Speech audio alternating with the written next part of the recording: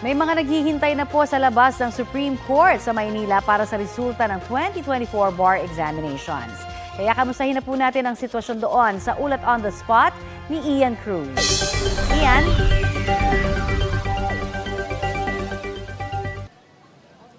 Yes, Connie, inaasahang alas 12 nga ng tanghali ay ilalabas na ang resulta ng bar exams. Kaya naman sa ngayon pa lamang ay marami na mga bar takers, kanilang kaibigan at kaanak ang narito sa courtyard ng Supreme Court. Bandang alas 11 ng umaga nang buksan nga itong gate ng Supreme Court at kahit ngayong umuulan-ulan ay patuloy lang sila sa pananatili dito. At Connie, inaasahan ngang bukas itong courtyard ng Korte Suprema hanggang 6 p.m. ngayong araw. Bago ang pagpapalabas ng resulta, magde-deliver na mensahe si 2024 Bar Chairperson Associate Justice Mario Lopez ukol sa bar statistics tulad ng passing rate at top notchers. Matapos ang announcement sa session hall, magtutungo si Associate Justice Lopez sa courtyard ng Supreme Court para ibigay ang go signal ng formal release ng listahan ng mga nakapasa sa 2024 bar exams. Ipapakita sa LED wall dito sa SC pati na sa kanilang website at sa kanilang mga social media accounts ang resulta sa nakalipas na 10 taon.